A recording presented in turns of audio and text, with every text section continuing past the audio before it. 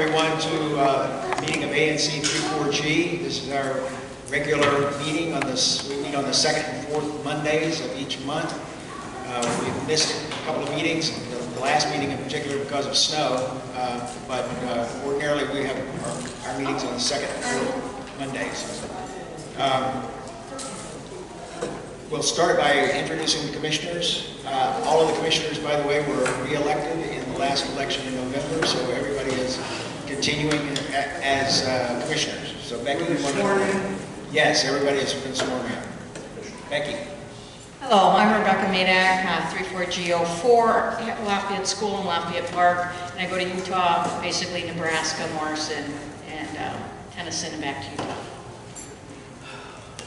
Good evening, everyone. My name is Abraham Klayman, and I'm the ANC Commissioner for 34G01, which is Hawthorne, and also part of Barnaby Woods. Good evening, everyone. Happy New Year. Welcome back to our new year.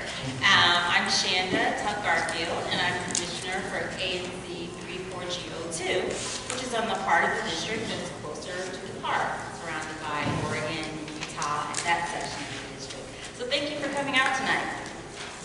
I'd like to mention that I'm Randy Speck. I represent ANC 34G03, which is basically the area between Utah, Nebraska, and Broad Branch. Chris Bombaluti, ANC 3G07, basically the area bounded by military, Reno, Nebraska, and Nevada. Hi everybody, I'm Jerry Malletz. I'm Commissioner for 3G05. That's mostly from Chevy Chase Circle down to about Jocelyn and across over to Broad Branch. Hi everyone, Happy New Year. I am Dan Bradfield. I represent 3G06, which is on the western side from Chevy Chase Circle down the military towards the west and Chevy Chase Park. Okay, we have a quorum, and so we can conduct business tonight. The first order of business is the agenda, to adopt the agenda. Since the draft agenda was posted, the council has given out a schedule for their performance oversight hearings. And two of the performance oversight hearings that we may want to submit testimony on are scheduled before our next meeting, before February 11th, which is our next meeting. And so I'm going to suggest that we add to the agenda at the very end the possibility of authorizing testimony for those two agencies. One is the Department of Health, and the other is the Metropolitan Police, which we have a representative here tonight. And so I'm going to suggest that we add that to the agenda, and with that modification, I move that we adopt the draft agenda. All those in favor? 7-0. Okay. I have just a couple of announcements that will be pretty short. As I mentioned, the council has published a schedule for its oversight hearings. These happen every February, usually in February or the beginning of March. And there are a number of key agencies that we've had contact with at the ANC over the last year that we may have some comments that we want to offer to the council. This is a pretty important process, and it's an opportunity for individual citizens as well as the ANC to give the council feedback on how well the agencies are performing. And as I said, it's a very useful process and one that we have participated in the past, and I would encourage everyone else to participate if they have an opportunity. Among the agencies that we have particular interest in are the Department of Transportation, Department of Parks and Recreation, Department of General Services, and DC Water. There are some others as well that we may want to offer testimony to. So if you have a particular performance issue that you'd like to testify to about at the council, you can email our office and we'll take that into consideration in deciding whether we're going to offer some testimony. But of course, individuals can offer their own testimony at any time before the council as well. The second announcement I have is very short. The Public Service Commission is holding a hearing on natural gas leaks. This is going to be following their open meeting at 2 o'clock on February 6th, and they will discuss issues related to natural gas leaks. And I think Washington Gas is going to be there, as well as the Office of People's Counsel. Okay, that's the only announcements I have. Becky? Abe? Just one announcement. For the past couple of years, the Department of Transportation has been planning a project to add bioretention cells that collect stormwater to sites within the SMDs that are represented by the commissioners here. And our ANC has pushed to increase community knowledge and involvement about this project. It's called the Oregon Avenue Green Streets Project. It has been our goal to make sure that DDOT hears feedback from residents about the placement of these cells. To that end, we wrote to DDOT Director Jeff Rushin recently and the DC Council to delay installation of these bioretention cells so that the community could provide feedback about their location and to have additional time to do so. We also encourage DDOT to meet individually with homeowners in the neighborhood. So in response, DDOT has agreed to delay installation, to meet with residents on the site of at least one of these cells, and to hold another public meeting after that on-site meeting. The on-site meeting will be this Saturday, February 2nd at 9:30 at the corner of 32nd and Aberfoyle. Again, that's this Saturday, 9:30 a.m., 32nd and Aberfoyle. And there will also be an open house on Wednesday, February 13th at 7 p.m. Here at the Community Center. Thank you, Becky. Also, Ian Maggard, who's formerly from the DC Mayor's Office and who has worked with our ANC in the past, is now working for DDOT and is working to make sure that people know about this meeting and to make sure that people are aware of it. So he's out there, he may be knocking on doors as we speak, to make sure that people are aware of what's occurring and to make sure that they have time to go to this meeting. If you live in the area and are interested in learning more about either of these projects, then I would recommend that you come to one of those two meetings or that you contact one of us and we can let you know more about it. Thank you. Okay. Shannon? Yes, and just to add on to what Abe was saying, I encourage all residents, please give your input, and if you can't attend the meeting but want information, please email us.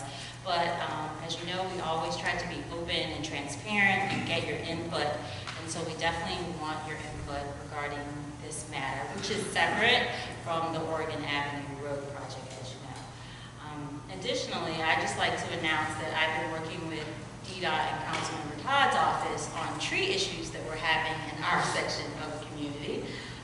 Some trees have been falling, some trees have been removed and not replaced.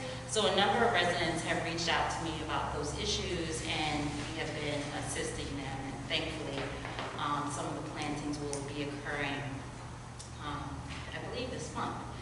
So if you are having an issue or your neighbor's having an issue, please email us about this, and then we can route it to the correct party, whether it's assistance with Councilmember Hodge or DDOT. But just know that we're here and we're grassroots advocacy people, and so we want to be here for you and work with you in the community. Thank you. Keeping with the DDOT theme, so over the past few months we've had several presentations on safety concerns concerning Military Road, Chevy Chase Parkway, that area. And DDOT has finally gotten the approval, and they've gone ahead with work orders which have been executed on both the parking revisions at Military and Chevy Chase Parkway and at 533 Connecticut Avenue. So these two areas are sort of the boundary between the district that I'm the commissioner for and the district that Commissioner Bradfield is responsible for. So these are for both of those. So I'm just going to briefly read you what these work orders are. They're moving the parking signage 40 feet to the east-west along the south side of Military Road at Chevy Chase Parkway. So the visibility when people are driving north on Chevy Chase Parkway is greatly improved. There have been a lot of accidents there because of that. Move parking signage 20 feet to the east and west along the south side of Military Road at the 5333 Connecticut Avenue access point. That too is an area that we've heard a lot of people complain about. Move parking signage 30 feet to the east from where it currently begins on the south side of Military Road just east of Connecticut Avenue, creating additional separation for the eastbound through lane deflection. A lot of people, if they're driving from east to west on Military, you know, there's a left turn lane that's tiny. Almost no cars can fit in it, maybe two, and everything backs up, so that's going to be increased. The removal of the small parking zone on the west curb of Chevy Chase Parkway between the driveway and Military Road. One car almost fit there in the past. All painted parking boxes will be eradicated to match the new sign placements at the above locations. Pedestrian pylons at the Chevy Chase Parkway crosswalk will be replaced.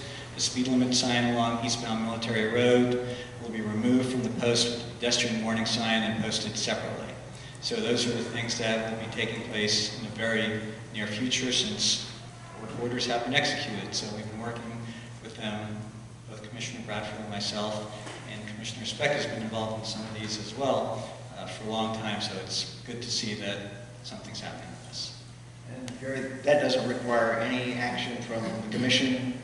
It's just, that's just going to go forward. Okay, it's not a notice to proceed, and it's a work order that they're just going to do the work.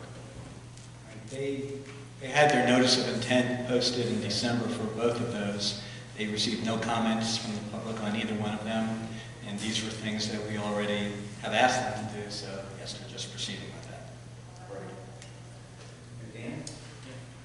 Just one. Regarding something that we all think about this time of year, and we may be thinking about tomorrow night and Wednesday. Snow and snow removal, and particularly on the avenue. We know there were guidelines, laws, and rules. I can tell you on the western side, the majority of business owners have recently been spoken to. I know Jerry, by name, and Jerry has also done with I know his side of the street, and all of them are pretty much very much in line. We had a couple of problems in a couple of spots, but I'm hoping we won't see that again. I don't think we will. But if you do, then obviously send us a quick email so that we can shoot a quick email or make a quick phone call and see if we can get it solved quickly so that there are no accidents. Okay. Thank you, Dan. Anyone from the mayor's office? Yes.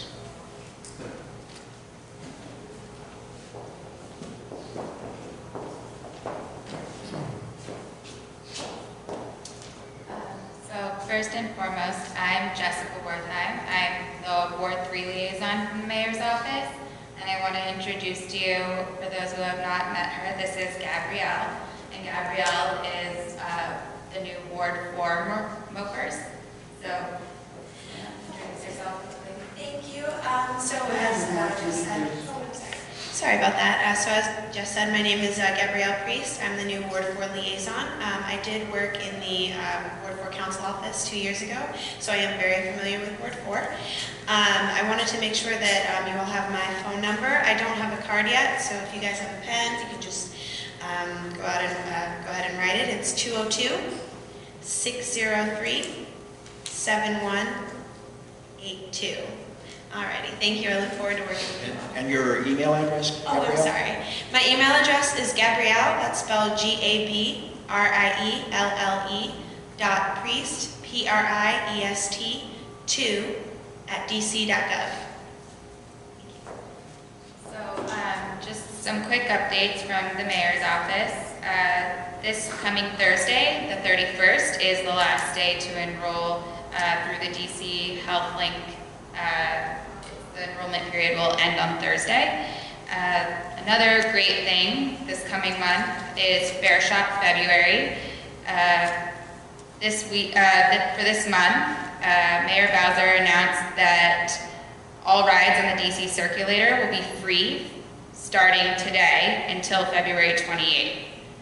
So for those who don't know, DC Circulator provides public transportation to a lot of DC's main attractions, and it is free for this month.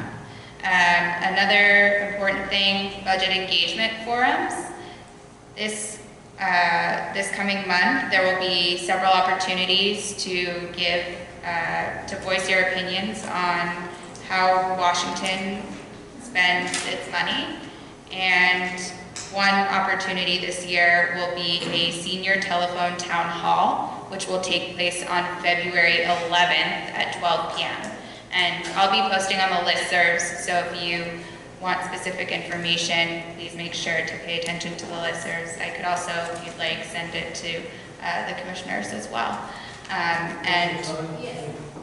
So the senior telephone town hall will be at 12 p.m. And there are 3 different locations that you can meet in person. One is the Arthur Capper Community Center on February 21st. Another is the Deanwood Recreation Center on February 23rd. And the third is the Roosevelt High School on February 25th. And then, just a question, what are the options for seniors who are homebound and may not be able to make it to those locations? The senior telephone town hall. Yes, and is there a number that you have now that you can at least announce before the serve, or?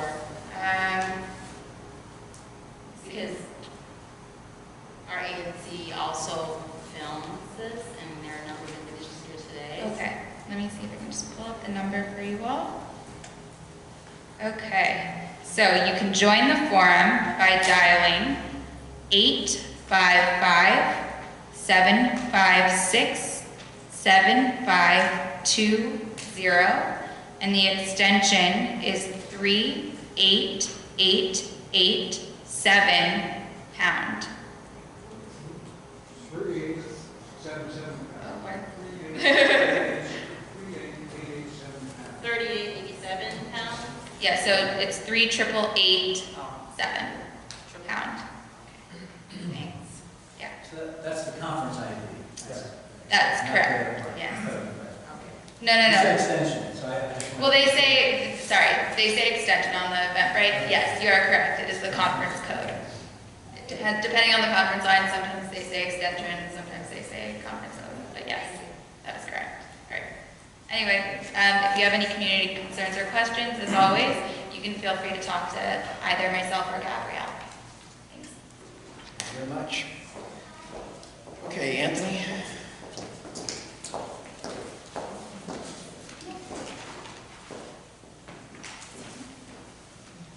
Good evening. Good evening. I'm Anthony Casillo. I'm from Councilmember Tree's office. Now it's on. Is it on? Okay. Good evening. I'm Anthony Casillo. I'm from Councilmember Mary Che's office. I want to give you some brief updates about what's going on at the council. This January 2019 began council period 23. With the new council period comes new committee assignments, and there are some major changes this council period that I want to talk about. The 2 biggest changes are the 2 new committees that were created. The Committee on Recreation and Youth Affairs, which is chaired by Councilmember Trayon White, and that committee has oversight of Parks and Recreation.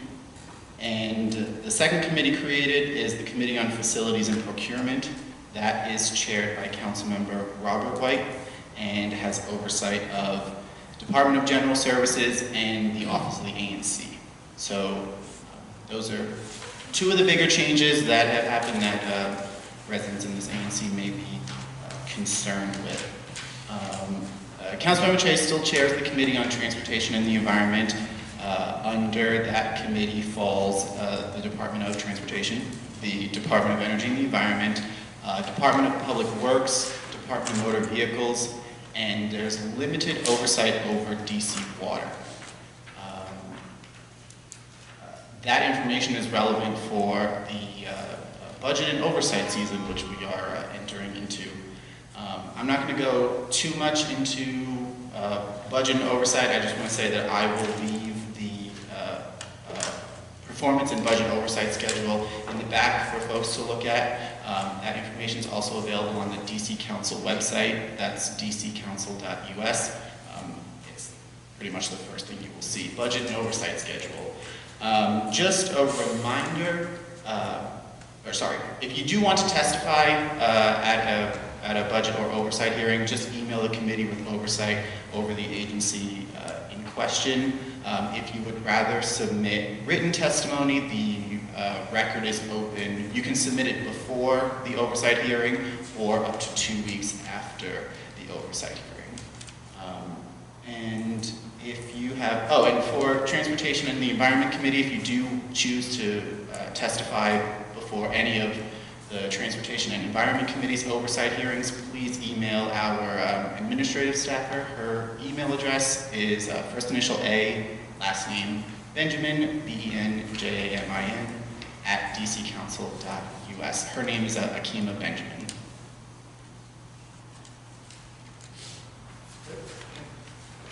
Again, anyone from Councilmember Todd's office? I don't see anyone. Okay. All right. Any other community announcements anyone has? Okay. I want to get to Commander Bedlion in just a second, but we've got a few things we've got to do for administrative purposes to make our meetings legitimate now. I've been acting really essentially as acting chair because we haven't elected officers for this year. And the ANC statute requires that we elect officers every year. And so this year I think most of the officers have agreed to continue, but we're going to have one substitution, I believe. Commissioner Clayman is going to substitute for Commissioner Madak, who's been secretary for 2 years or 4 years? 2 years. Yeah, okay, 2 years. Okay, so the new slate of officers that I will propose is that I will continue as chair, Commissioner Maludi continue as vice chair, Commissioner Tuck Garfield continue as treasurer, and Commissioner Clayman as secretary. Is there a motion to adopt that slate? A second? All those in favor? 7-0, okay. Next thing is confirmation of our bylaws, and we addressed this issue last January, and we adopted the bylaws, although we thought there are probably some things that need to be updated about it. I think Commissioner Bradfield raised that issue last January, and then we didn't actually carry through. We didn't make modifications, and our bylaws stipulate that we have to have at least 2 weeks' notice for any changes in the bylaws. So we can't change the bylaws now. Again, I think we should be more vigilant than we were last year and come back and actually make the changes. But I think for tonight, the only thing we can do is adopt our bylaws pending those additional changes. So I would make the motion to adopt the bylaws. There's a second. All those in favor? 7-0. Finally, penultimately, we have to adopt a meeting schedule. Our meeting schedule, as I said at the beginning, is the second and fourth Mondays of each month. But just to confirm all of that, for the remainder of 2019, our meeting dates would be February 11th and 25th, March 11th and 25th, April 8th and 2nd, April 8th and 22nd, May 13th. There'll be no meeting on May 27th because that's Memorial Day. June 10th and June 24th, July 8th and 22nd. We'll have no meetings in August, which is our usual practice. September will be on the 9th and the 23rd. October on the 28th with no meeting on the 14th because it's Columbus Day. Meet on November 25th. There's no meeting on the 11th of November because it's Veterans Day. And finally, December 9th. So I would move that we adopt those dates as our scheduled meetings for 2019. All those in favor? 7-0. Okay. Final thing is we have to each year adopt a resolution for a security fund, and this basically provides some protection for the district and for the president and the treasurer from any allegations of fraud or anything like that. So the resolution, and I'll just read it because we have to adopt it in this form. To resolve that the Commission approves the ANC's participation in the Advisory Neighborhood Commission Security Fund and authorizes the treasurer to pay the $25 fee for the period January 1, 2019 through December 31st, 2019. The chairperson and secretary are authorized to execute the attached agreement. It's understood that the check for participation in the ANC Security Fund should be made payable to the ANC Security Fund. The ANC is not considered a participant in the fund until the ANC has received the acceptance section of the agreement, which has to be signed by the District of Columbia auditor. And finally, the agreement will not be accepted by the auditor until all required documents have been received by the Office of the Auditor. So I would move that resolution. Is there a second? Second. All those in favor? 7-0. Okay. Thank you. We can take care of all of those administrative details and make us legal for our meeting. Okay. As many of you are probably already aware, 2nd District Commander Melvin Gresham recently retired. He had a very productive tenure as commander. We really appreciated all the work that he did with us. He came to several of our meetings. We had a number of interactions with him over time, and his leadership in the 2nd District was really important. But we now have a new commander. Duncan Bedlion has been named as the new commander. We are looking forward to working with him. We've had, as I said, very good relationships with MPD over the years, and we're glad to have him leading the 2nd District now. Commander Bedlion. Good evening. Look, if I walk around, I can talk loud. Sure. Good evening, everyone. I'm Duncan Bedlion. I'm your new commander. I've worked in large parts of the city, both dealing with violent crime, property crime, investigations, collaboratively with our nightlife, respective agencies down in Connecticut Avenue, Northwest. So I had a little bit of previous experience in the 2nd District. And most recently, I was in investigations. I worked at the Youth and Family Services Division, which investigated crimes against juveniles, missing persons, and also had an outreach component. So I'm really excited to be here. I look forward to combining the experience of patrol investigations to serve the community in the 2nd District to the best of my ability, and working with you all to combat some of the crime challenges that we face. And just to kind of give you an idea of some of the challenges we face, in 2018, there were 404 cars stolen in the 2nd District. And there's one important stat that I want to share with you. 131 involved cases where there was a key with the vehicle. Meaning, it wasn't a person that, shimmied a screwdriver or things that we know about from 10, 15, 20 years ago. It means that there was a key either left in the ignition or unattended. And what we're finding out is that some of these luxury cars are, when they're manufactured, they are putting valet or spare keys in the glove box. And I don't want to get into all the brands that are frequent, but you can do some research and find out. So that tells me we need to work at communication, we need to work at community policing, and get this information out. So we're working to identify some of our hot zones. We already know them, but we really want to focus on time and day, and to be out there and to communicate, hey, we're watching your property, help us too by securing your belongings. And as far as vehicle-related crime, don't leave anything in your car, lock your doors, and maintain a neat car. Those are the best things you can do to prevent crime. And what we tend to see is a lot of folks from Maryland and Virginia are targeted. So we're working to send that information out. And I also want to share with you how you can communicate with the police department and make sure everyone's familiar with that. As you know, there was a change recently with 911, 311. So 311 is now a number that you can contact. Those are for non-emergencies. If it's an emergency, 911. And there was one important question at the previous meeting that we had about suspicious activities, suspicious persons. Who should I call? Call 911. Okay, if you think someone's about to commit a crime, or if you think their behavior is so unusual that it's caused alarm for you or your neighbors, please call 911.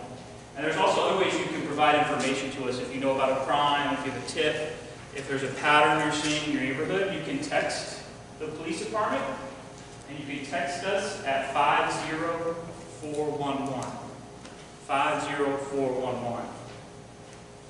One thing to know about that text, it's an anonymous text tip. We get tips about murders, serious crimes, so we have an anonymous component to it. If you want to be contacted, you have to leave your number. It's truly anonymous. So if you want to be contacted about a tip, please leave your phone number so we can have a detective or a patrol officer contact you. So I'm looking forward to working with you all. Time for questions, or is that okay? Yeah, sure. Any questions? I do have one thing I want to share. This is our card I'll leave it here. It's regarding our private security camera rebate program. Is everyone familiar with it? So this is a government program where if you purchase and install a security camera, DC government will help provide a rebate to you. There's an inspection process. We've had the director, going by his name, he's come out to previous meetings. We could probably arrange that if that's something you're interested in. But I'll leave this here, and it's a very valuable tool. Yes, ma'am. Are there different types that you recommend? So our policies, we don't recommend the cameras, and the director will say the same thing. Is that 100% or do they evaluate where you're going to put the camera? I don't believe it's 100%. Are you talking about the speed cameras? No, I'm sorry. These are like private cameras. So there are some that are covered 100% regarding government assistance. So if someone qualifies for government assistance, sometimes it can be covered 100%. But these are, if you want a security camera installed in your home, it tells you about the process to get it installed and then to apply for a DC government rebate. No. I meant all the locations. Can you participate in the program no matter where your location is, or do they evaluate the location the camera's going to be in? So everyone can participate. The only thing that you need to qualify as far as the camera program is that does it meet the inspection as far as it working? Is it a quality camera? So I can't take a camera from a long time ago that doesn't work and put it up and get the rebate. So there's the inspection process. And if I have the camera that I purchased months ago, can be good? Yeah, it should too. I'll leave this here. I'll leave a few actually. And this program, this is through the Office of Victim Services, Justice and Grants. And if you go on the website, they can tell you more about it. But if you've purchased it previously, I believe you're still eligible. Yes, ma'am. I'd like to direct 2D's attention to more active police surveillance of Military Road between 27th Street and Nebraska. It is a highway. It is a speedway. And I was delayed getting here tonight because I had to wait for quite a long time to pull out at 29th Street on Military Road. And we have the camera at 30th Street, not west, but we need another camera on the opposite side of the street to collect all the speeders going westbound. The camera at 30th Street and Military now is only for cars going eastbound. Okay.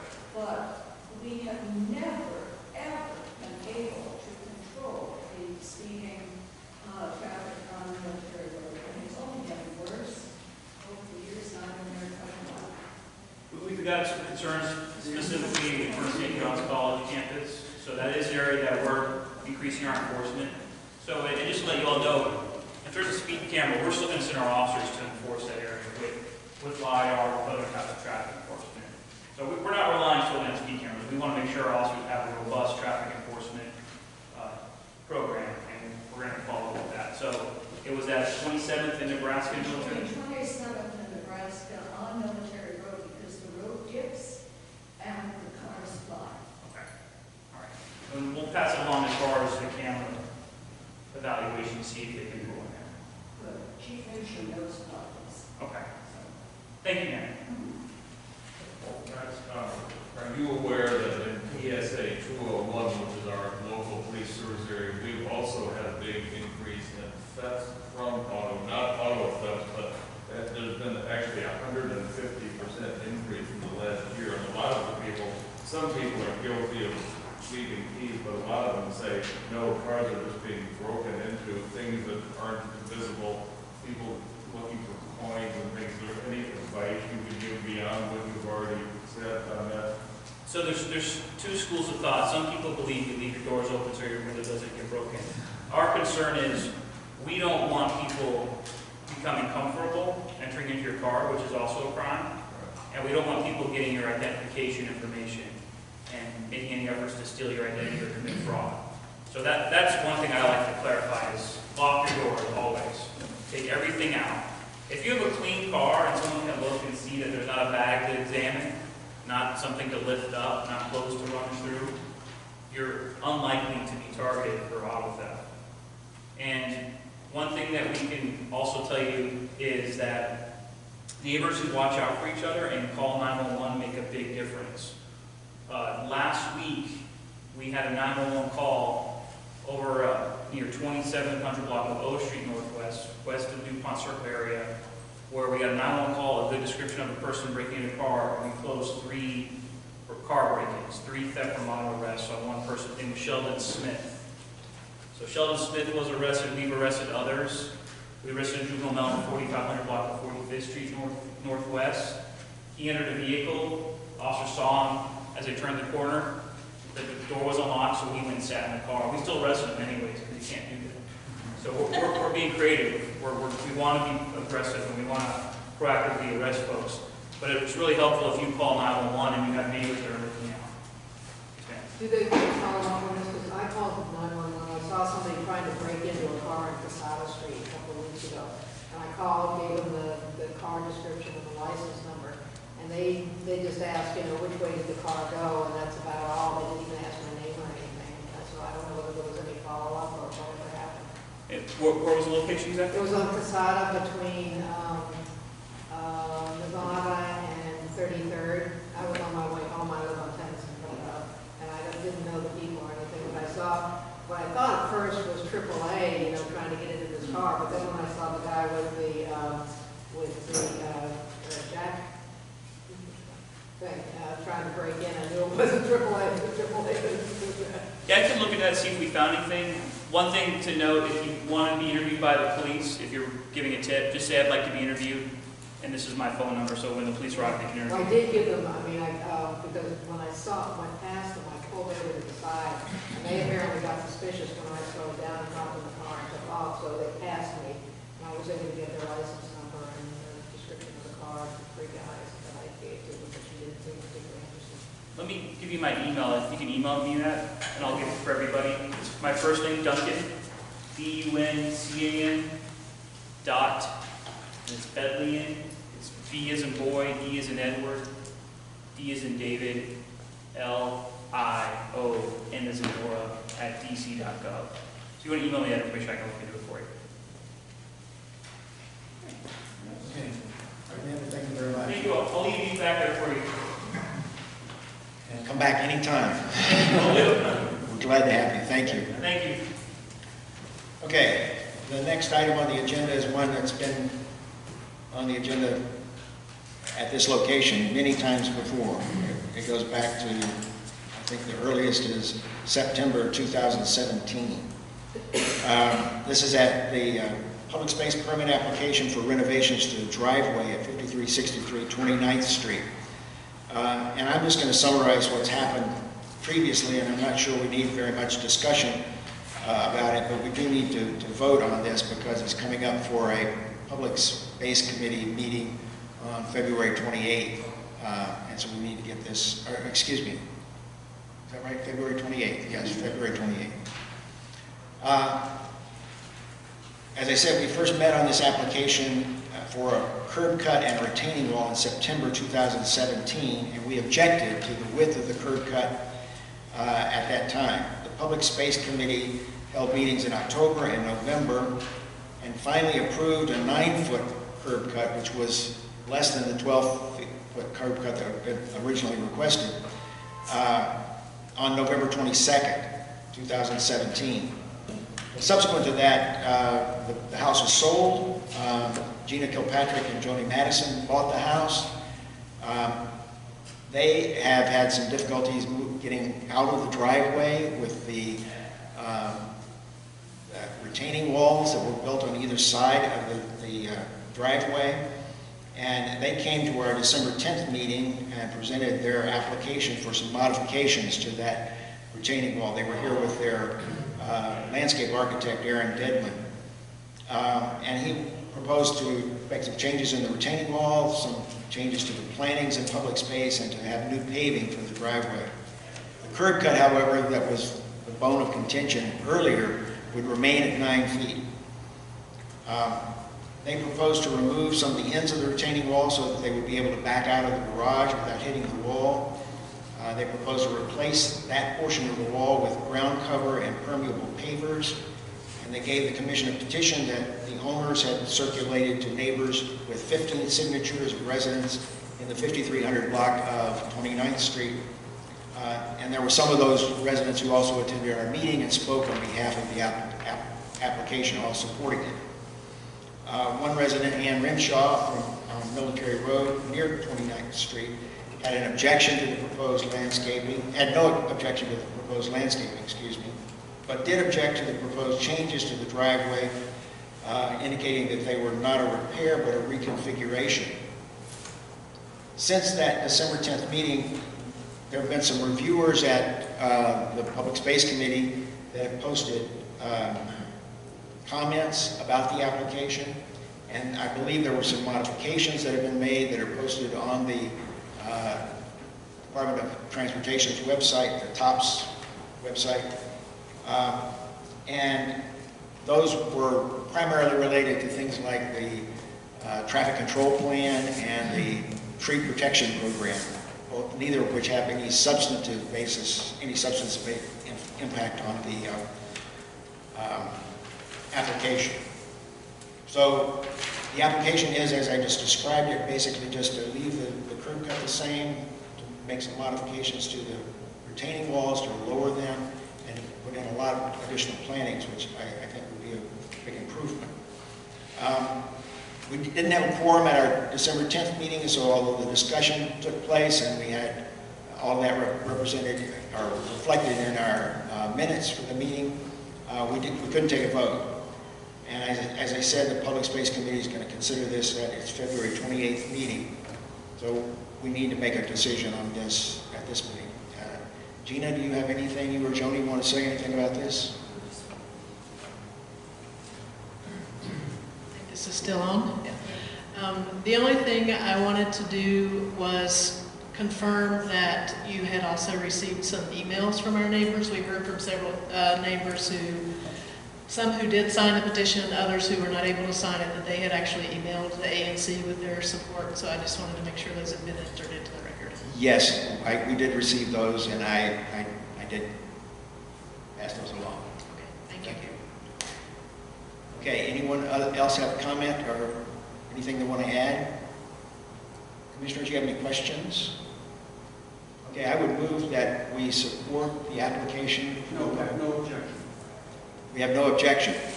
And we also support the application for the modification to the driveway entrance at 5363 29th Street. Is there a second? Second. All those in favor? 7-0. Okay. Who's going to represent the ANC? I will. Okay. The next item on the agenda is the discussion and possible vote on a petition for the installation of a Capital Bikeshare station at the site of the Farmers Market at Lafayette Elementary School. This is also an item that was discussed at our December 10th meeting. And again, we were not able to vote at that meeting, so it was carried over to this meeting. Josh Rising was here. Josh is here today, too. I see him back there. Wouldn't miss it. He lives at 3507 Patterson Street, and he presented a petition that we counted up. I think it had about 175 signatures on it. And Josh estimated that was about 150 households, asking the commission to urge DDOT to add Lafayette Elementary School to the Capital Bikeshare development plan and to prioritize the installation of a bike share station at the plaza on the corner of Broad Branch and Northampton.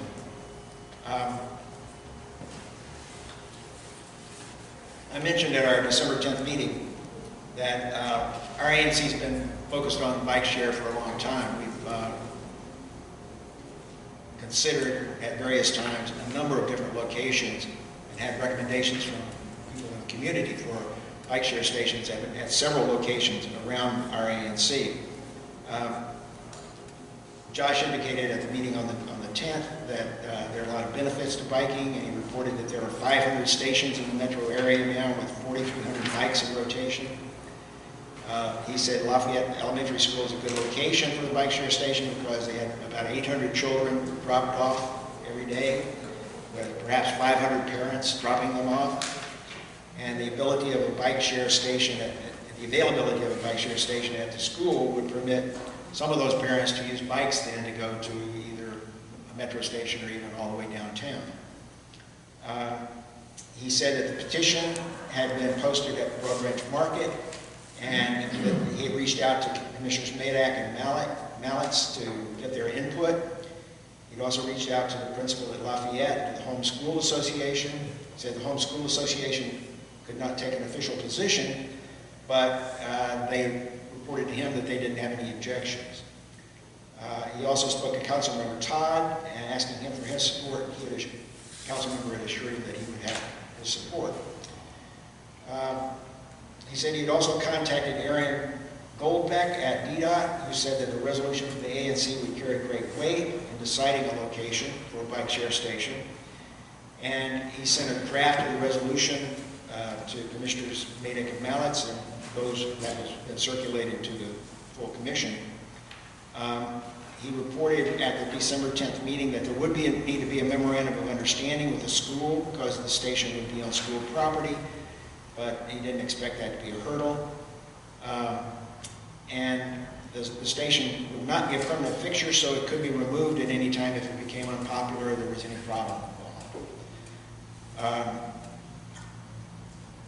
He said also that the resolution may be an opportunity for a larger discussion about at the ANC about bike share locations throughout the ANC.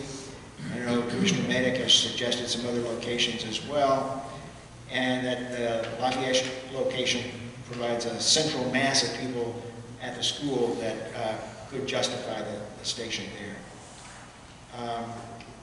Commissioner Mallets noted that that there were very few bike share stations off the main streets, Connecticut, Wisconsin, and Nebraska, and that as a station located in the neighborhood would improve accessibility to residents. And there was one resident in particular who was at our December 10th meeting who said that he would use that station regularly because he can't always get on the E6 bus.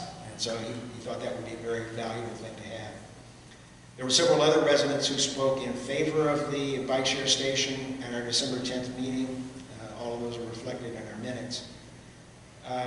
Subsequent to that meeting, I received an email, or I think it actually went to Becky, an email about the petition it was an email from Rhonda Dalkemper, a resident on Northampton Street, the 3300 block. She suggested that this bike share station doesn't seem appropriate for our residential neighborhood and asked for a copy of the proposed plan with the location and number of docking stations. And I responded to her that if Capital Bikeshare decides to proceed, it will make those decisions based on the assessment of the site and the expected usage, but those were issues that could be discussed at our meeting, and any ANC recommendations could be conditioned based on those considerations. So that's where we stand. Josh, you want to add anything to that, in addition to what I summarized? This is Nick. Thank you. One thing I would add is that the developers at 5333 kind of did commit to putting in a bike share station as part of the evening. That's another spot for a potential bike share station. I'm sorry, can you speak up? Yeah, we ought to. Sorry. Hi. Thank you all. Thank you all, and good, great. Thank you all, and Commissioners Madak, Speck, and Mallets for all your input during this. Fantastic summary. Thank you so much for doing that. Only thing I would add is that another great potential station in the neighborhood is at 5333, where the developers did agree to put in a bike share station as part of their the commitment that they reached. So hopefully that will happen as well. That's the only other kind of thing with regard to bike share I wanted to add. Yeah, we did have a meeting specifically with 5333 Connecticut management, and encouraged them again to do that. They had sort of backed off of that and said it wasn't going to be feasible. But we're still pushing on that. We actually won't have them down yet. Put your mic on. Dan. I'm sorry. And we've all, actually, we have taken a walk up and down the avenue and trying to see if there were other locations near 553 to put them. And Tom Quinn and I actually had before. In front of the kennel, actually, may be a space that actually works better than 553. So, Okay, nice. thank you. Yeah, thank you. Keep chipping away. I have a question. Go, Becky. You probably don't know this, but I know your survey was, or your petition was at Broad Branch. Do you know specifically if the people right around that corner who live there signed your survey? Or your petition, rather? I didn't do a specific assessment of which houses they were. I just have a couple of questions about it. I have read the emails regarding the bike share, and I support like any method for our residents to be able to get around the city and make everything easily accessible. So my question is generally related to, I know you did a survey, however I didn't see it. How many people did you survey and where exactly were they located? Was it mostly in the community? First, and then in terms of the Lafayette community and the principal, since we didn't have any written support from them at this point, you know, have you talked to the school and the principal or the Department of Education to see what their leaning is? And just wanted to get a sense of the background on it. And then also specifically in terms of community, I know that's easily accessible. So would you also be open, for instance, to other areas in the community if it turns out that we, you know, ultimately vote to support it and Capital Bikeshare looks at the usage and determines perhaps it may be by St. John's or another part of, you know, Connecticut Avenue that is, you know, easily accessible and determined that another site would be the best place for it. So those are my three questions. I know it's kind of Sure, there are a lot of questions there. I'll try to make sure I remember them all. Yeah. So first was, so I didn't do I didn't do a survey. I had a petition that was out kind of at Broad Branch Market to assess, are there enough people who are interested in this who would, you know, make it worthwhile to have that there. So that's where we had over 175 kind of names that were down, and that was just from being out on the counter at Broad Branch for a relatively short period of time. So I reached out to the HSA at Lafayette to see if they had any kind of feedback one way or the other. I think as Commissioner Speck said, they said because it wasn't related to Lafayette itself, they didn't take an official position kind of on things that were outside, but they said several individual people felt it was a good idea.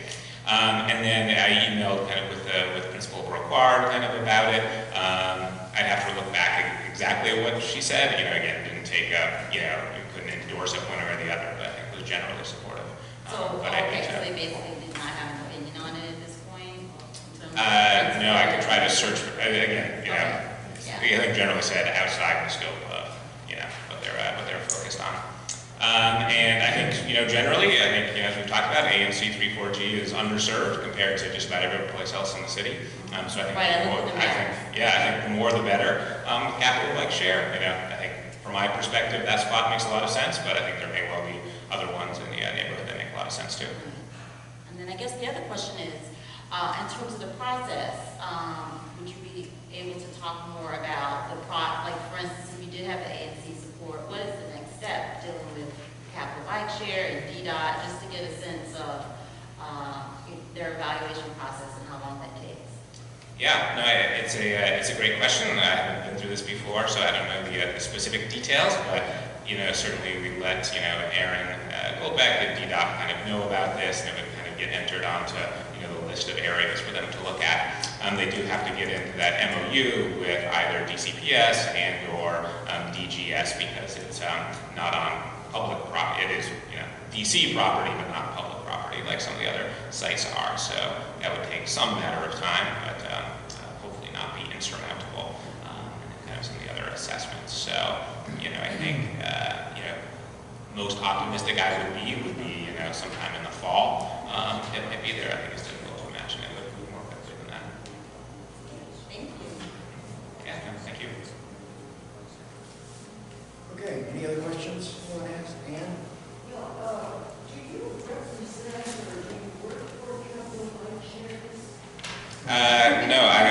the bike, but that's my only connection.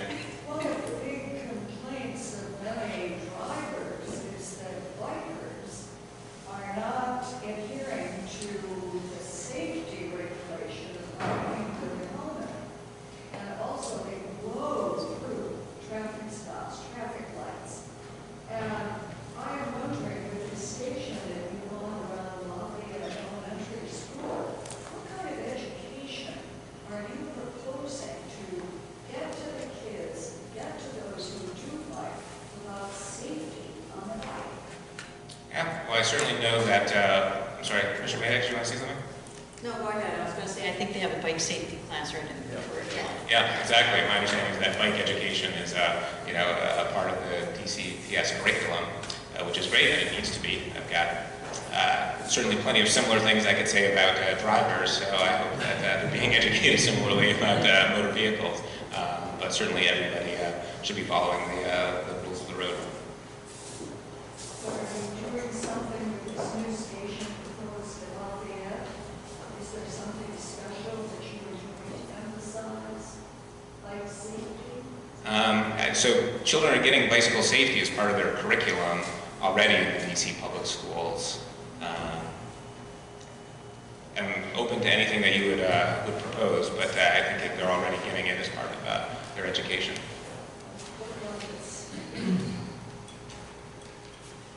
Okay, any other questions, comments? Alan? Have you looked at the traffic pattern around that school and the 8:30 to 9 o'clock and 3 to 3:30 period in the afternoon? Yeah, I know it's pretty ugly. I live just a block and a half away. Okay. I think anything we can do to get some of the cars out and replace them with bicycles would be a step in the right direction. Training their kids, or preschool kids, are not going to come on bicycles. That's just No, but you could walk your child there and then get on a bicycle. Yeah, that's the whole idea, I think, is that people will walk their child to the school, they get the bike there at the school. They don't have to come with a bike. Yeah, but if you got a mile to go, a mile to bring your kid, you're not going to do that. It's not a solution that's going to work for everybody. That's No, true. I agree. Thank you. Okay, any other questions, comments? Okay, is there a motion to support this resolution? So moved. Any second? All those in favor? 7-0. Okay, thank you very much, Josh. We appreciate the initiative that you took in putting this in front of us and bringing it to us and getting the petition and everything else. Thank you very much. Okay, the next item is a discussion about the request for sidewalks on the 6100 block of 32nd Street. This is in Commissioner Maddox's single-member district. Right, just to keep things moving along, we're going to have Frank come up and explain that he surveyed his neighbors on the block and what their outcome was in his petition for sidewalks. Thank you, Commissioner. I know you're running late. No. Sorry. I know you're running late, so I'll try and keep this as brief as possible.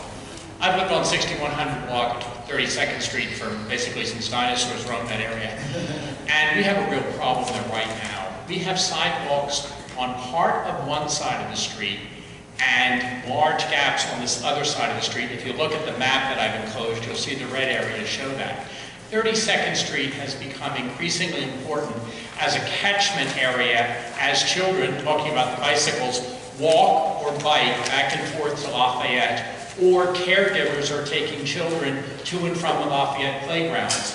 Furthermore, 32nd Street has become more heavily traveled and at higher speeds as people, because of the construction on Beach Drive and the completed construction, but the soon-to-resume construction on Oregon Avenue, come across Western, around Pinehurst, down Utah. They make the quick jog onto 32nd Street, and they're just trying to hit the stop signs going through to Nebraska Avenue.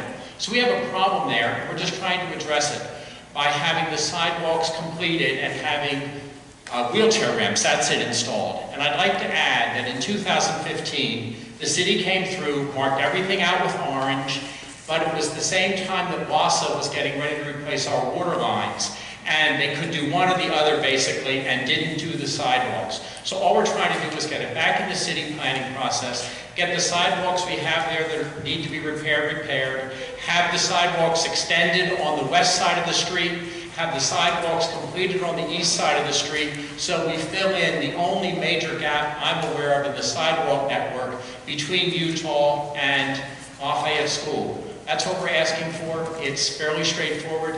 If you have any questions, feel free to ask. And I have Nick Pinelli with me, who's one of our neighbors, who actually would have to have the sidewalks put in front of his house. And by the way, there are 15 houses on the street. I have signatures from 12 people. One house, admittedly, said they declined to sign.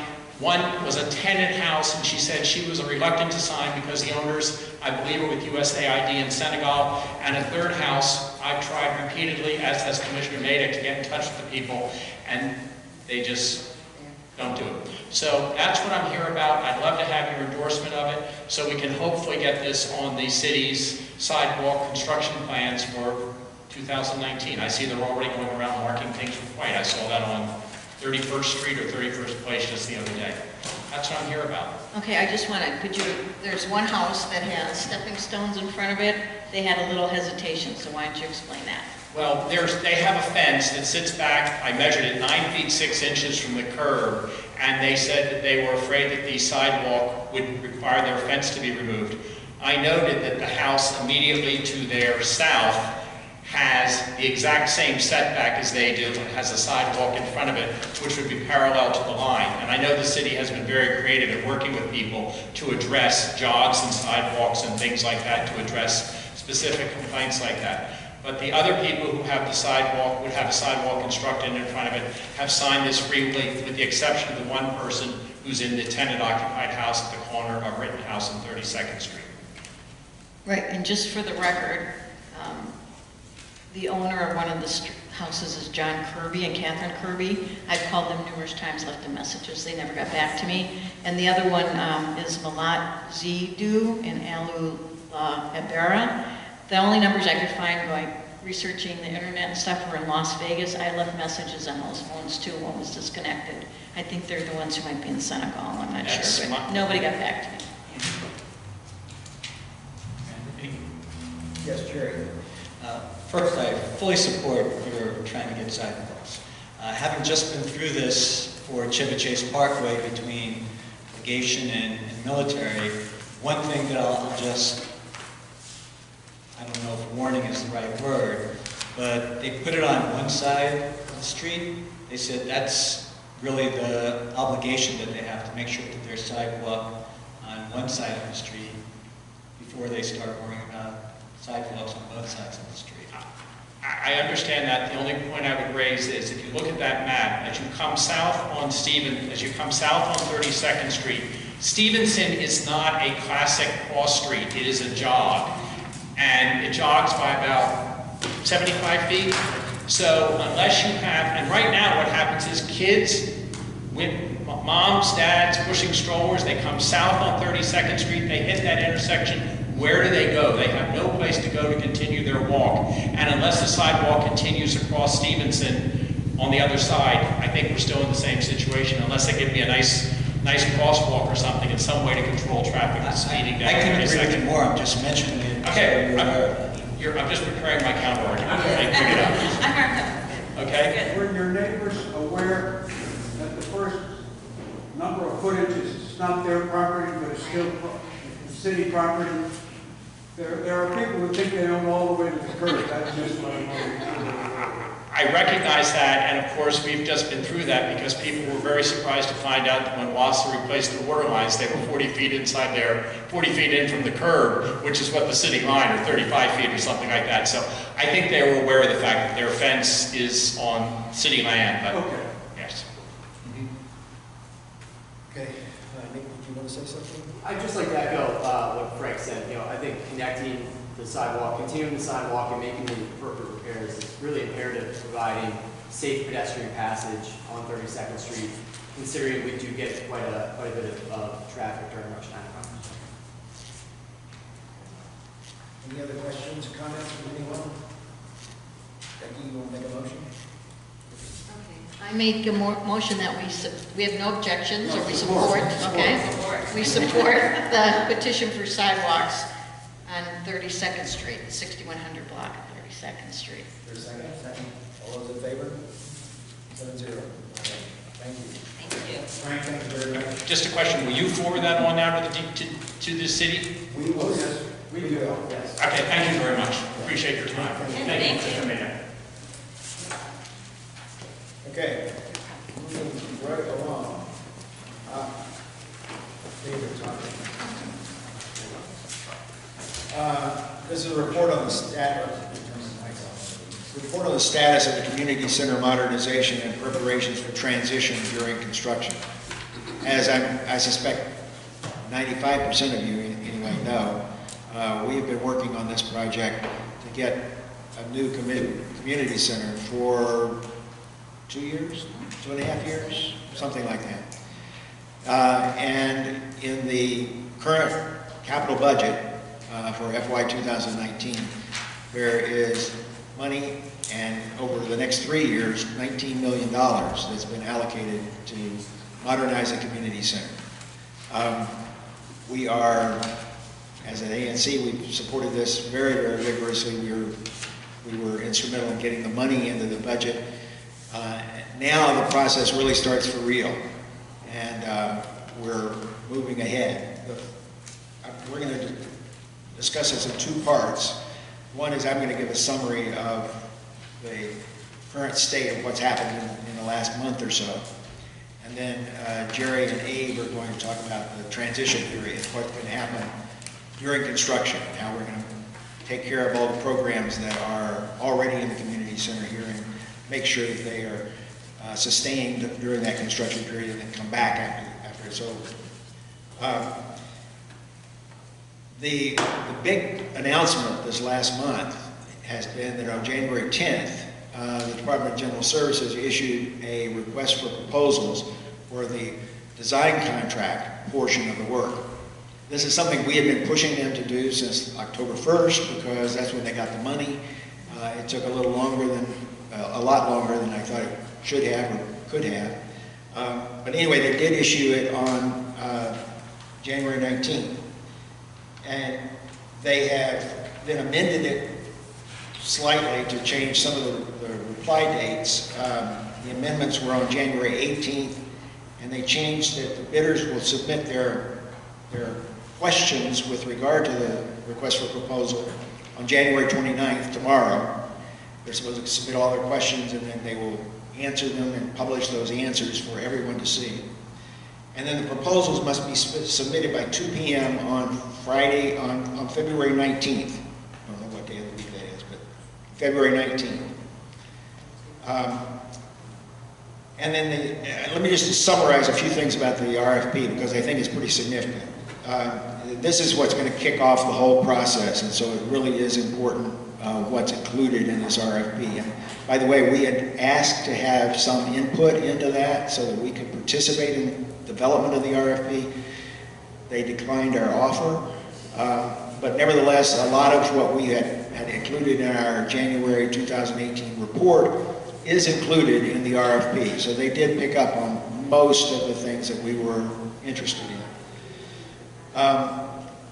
First, the new community, and these are all things that are in the RFP. The new community center should be designed to fit within the footprint of the existing building, plus the additional space between the rear of the building and the parking lot.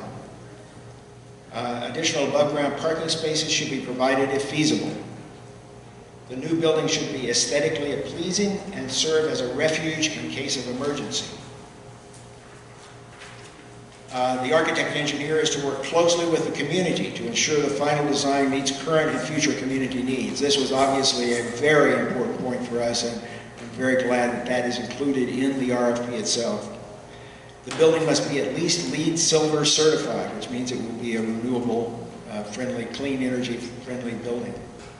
The project must be coordinated with the Chevy Chase Library and must take advantage of any synergies between the two buildings and must unify and harmonize the campus to the extent possible. This is also a point that we really emphasized. By the way, I've reached out to the library and advised them about this, and they have said that they're going to be in contact with the Department of General Services to make sure that they're coordinating with us. Finally, in the RFP, it describes all of the spaces that would be included in the the community center. And it's a list that is very, very similar to the list that we prepared and included in our report. A fitness center with equipment and free weights, lecture and performance hall with approximately 125 seats, a half-court gymnasium, meeting games and party rooms, childcare area with indoor play area, teaching kitchen, a quiet activity and tech lounges that will accommodate various people who want to do different things.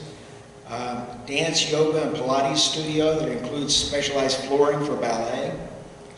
A fencing room with required flooring and tethers that's also could be used for general exercises. A pottery area. Arts and crafts spaces including gallery and display art. Offices. A workshop with space for constructing telescope mirrors. A dark room with proper ventilation and silver recovery. And rooftop amenities such as a garden, greenhouse, and/or outdoor lounge. All of those are things that we had specified in our report and recommendations, so that's all very, very good. As I said, the $19 million for the project is spread out over 3 years, $3.5 million this year, $4.5 million next year, and $11 million in fiscal year 2021. Everybody's, I'm sure, interested in what the schedule is going to be. They have a schedule in the RFP, but we have to take this with a grain of salt. It will undoubtedly change over time. But here are the dates that they've given. The estimated notice of award would be on March 13th. The issuance of a notice to proceed would be March 20th. The submission of a design concept from the new design contractor would be 14 weeks after the notice of award. They would issue the RFP for the construction contractor, which is another big step, 14 to 18 weeks after the notice of award. They would submit schematic designs 26 weeks after the notice of the award.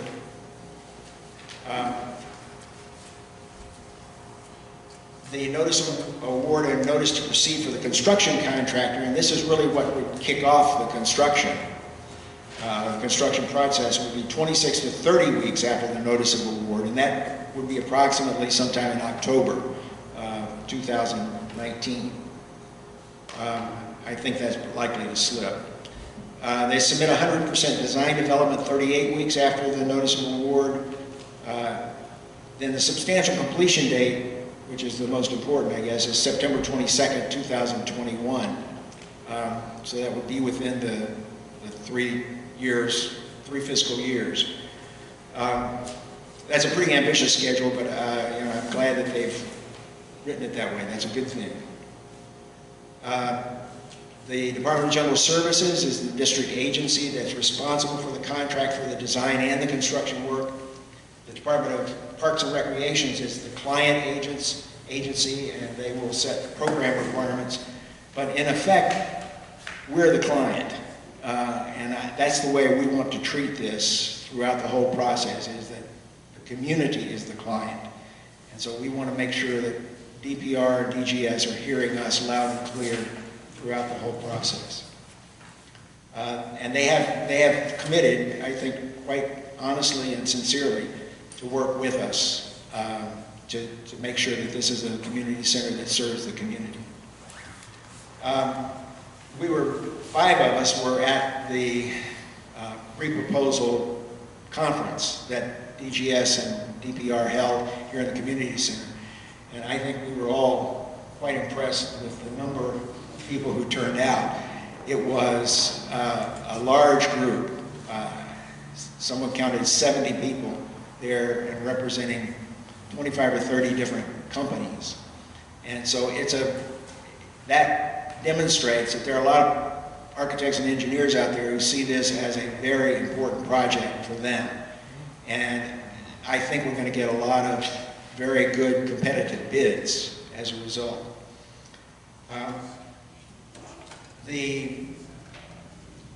We were all struck, I think, when we came to that meeting, that this is now real.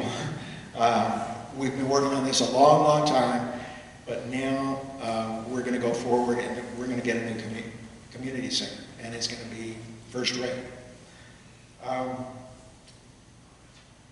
There are going to be a lot of meetings during this process. The community is going to be involved in all of that.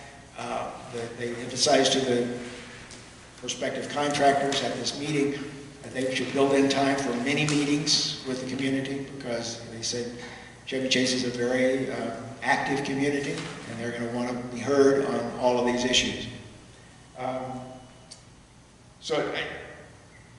Chris is our architect on the commission and has been instrumental in this process all the way through. And I'll let him talk a little bit about how we're going to interact, I think, or how we're planning to interact with this process as it goes forward. Chris?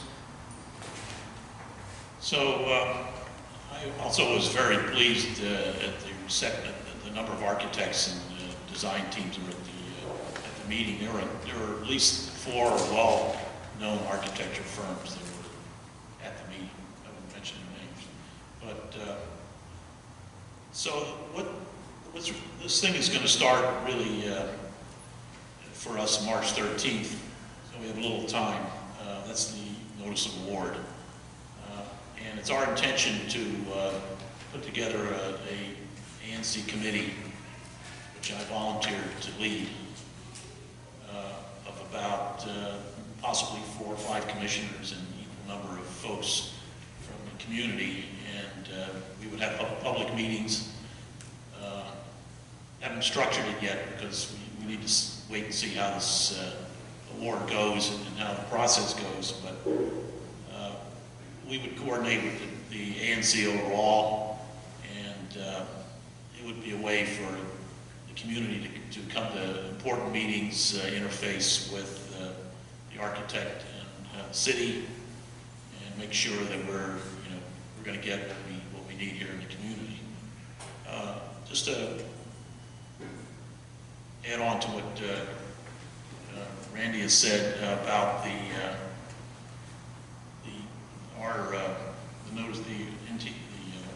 RFP. The RFP did include a reference to our survey and to the program that of spaces that the ANC had made. So that is part of the RFP. So I think that was very auspicious to have all that, and I think we will have a pretty good input into this community center. So I'm encouraged. So stay tuned. I will mention one more thing too. They actually indicated, after a slight misstep in answering one of the questions from the audience, they talked to us afterwards and said, we're going to run all of the questions and our proposed answers by the ANC first, so that we make sure we answer these questions to the contractors or prospective contractors, taking into account the Commission's experience and the community's desires. So that was also, I thought, a very good sign that they're going to work with us. Question? Sure. Are there any penalties for late completion? Almost all contracts include that, and I'm sure this one will.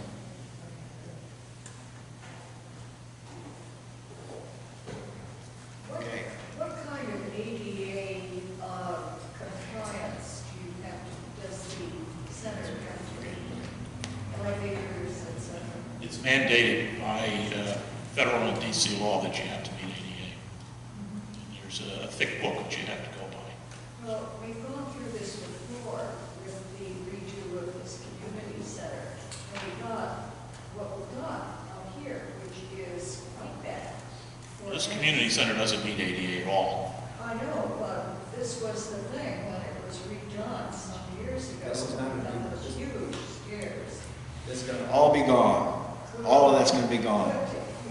And what they described to the contractor, or potential contractors, was the same thing that we included in our recommendation, is that we either take the building down to its just frame, everything else, everything inside gets taken out, and we start over, or if it's more efficient and more economical, take the whole building down. But but it's not, you're not going to recognize anything that exists now in the new building. There are also, and in the RFP, there are specific requirements for ADA compliance. It's in the RFP. It's the law. It is, because it's the law. Yeah. Okay. Abe and Jerry? Abe, you're going to take the lead on this? Sure. Hi, everyone. So as Randy mentioned, the city has announced, or has released an RFP for the renovation of the community center. And during the years of that renovation, many of the current programs, or eventually all of the current programs that are currently going on in the community center will not be able to go on in this space because it will be renovated. And so Commissioner Mallitz, Commissioner Speck, and I formed a group to work with the Department of Parks and Recreation to make a transition plan with regard to community center programming. And our goal is to ensure that DPR, the Department of Parks and Recreation, plan for space to accommodate existing programs and budget any necessary funds to accommodate those programs at other locations as much as possible. So we distributed a survey to programs that currently are here, to anyone we could find who was currently or had in the past had a program here. And we received about 20 responses from different programs, everything from ballet to gymnastics to telescope making to photography, really a wide range of programs. And we've gathered that information about space requirements, about number of people, about what the space would require, and we're in the process of setting up a meeting with the Department of Parks and Recreation to share those needs with them and make sure that they're planning accordingly. So right now we feel like we have a good sense of what is needed, and our next step is to discuss that with DPR so that they're able to find space for these programs. As soon as we have more to report, we'll let you know. Just a couple of things. As Commissioner Speck said, construction is supposed to start around January 1st of 2020. And the winter programs start October 15th, 2019. So at least before then, new space is needed for all the existing programs that would normally start on October 15th. And we think that we might actually have this meeting with DPR next week. So we've been trying to work on that for a long time, and they finally gave us a couple of days for next week that we might be able to meet with them. So that's all very positive. Can I ask you a stupid question? Have you found a place for the ANC office to move to? At the top of our list. We're going to go back down the street where we were the last time. Where was that? At Regency House, in the basement. We have a small room down there. Have you looked into a location? You know, the Allies, we remember the last time around. Regency House. No, and all our problems securing space. So I wonder if the ANC office is going to pay for your space and the transfer? Well, you know, it has to come out of our allocation because the government, DC government does not, by right, provide space for the ANC office. Well, they do in some instances, and but there are some ANCs that don't have an office at all. That's correct. And so it's not guaranteed. It's something like as available or something Yeah, like that. right. They're trying to, you know. Right. So I mean, we're going to have to work to find the space for the ANC office, but you know that's obviously important for us too because we've got to have a place to camp out. I don't know how ANCs get by without having an office. I don't know how they can function. So we will find something though, and we've got a lot of friends in the neighborhood, so we'll find somebody who can take care of us. Maybe Ingleside Task. Ingleside will be finished by just about that time, so there may be a space for us. Yeah, right. Okay, any other questions about the transition process on the community center? When did you say the meeting is going to take place with PBR about the location of this? We haven't confirmed it yet. As I said, this is really a milestone to kick this thing off, and this is going to be one of the most important things we've done as a community in a long time. So we really want to make sure that everyone's involved who wants to be involved, and that we get our message communicated as forcefully and as regularly as possible to DGS and to DPR. Okay, next item. I know there are several people who are waiting for this as well. This is the grant applications for Northwest Neighbors Village, Wilson Crew Booster Club, and Chart. Again, I'm doing a lot of talking tonight. I'm having to drink a lot of water.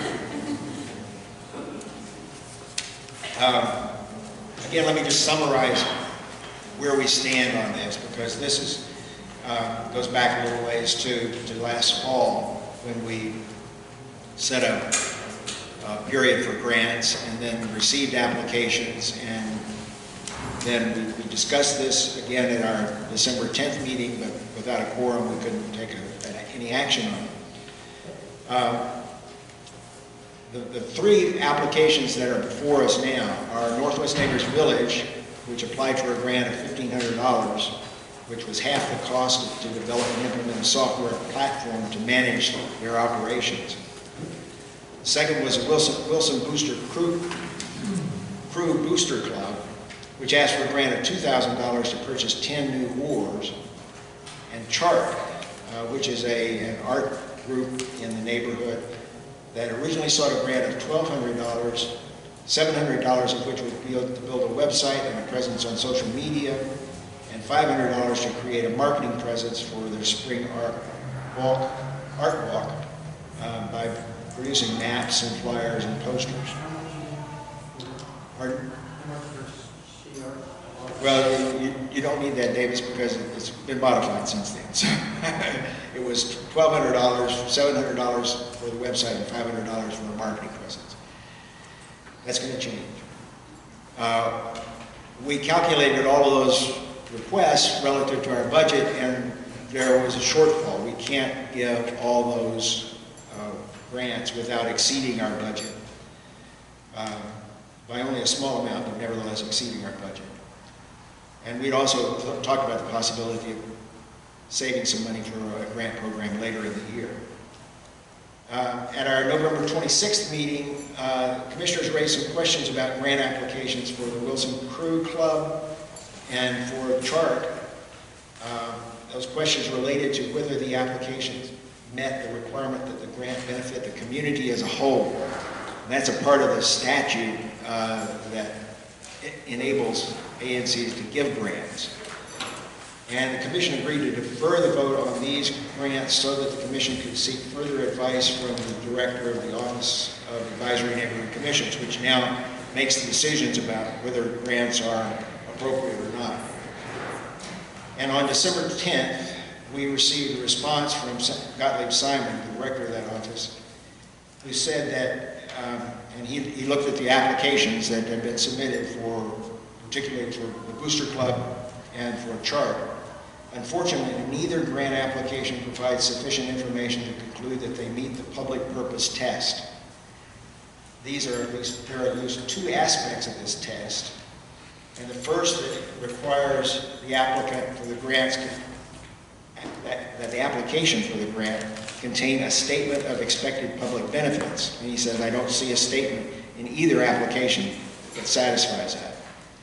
Absent such a discussion, an argument might be made that the grant activity would include everybody, and by definition provide public benefits.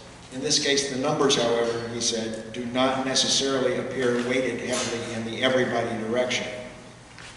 The crew grant would include some ANC 3,4G use, roughly a third according to the application, but they would be a minority of those benefited and a relatively small number of ANC residents in absolute terms. The other application would assist a larger number, presumably 70 for the chart application, but still a small number of ANC 34G residents, assuming that they are ANC 34G residents and not some other place. He said that the ANC legislation has added a public purpose to the ANC law. And then he quotes from the law, "A public purpose shall be a purpose that benefits the community as a whole and is not done for the primary purpose of benefiting a private entity."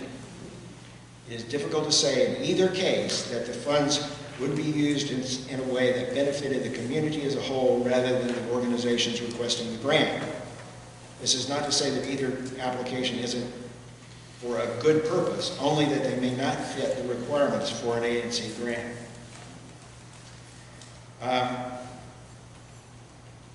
I would just note that the restrictions that the ANC office is now placing on grants make it very difficult, I think, for ANCs to give grants. We don't know in advance whether it's going to be approved or not.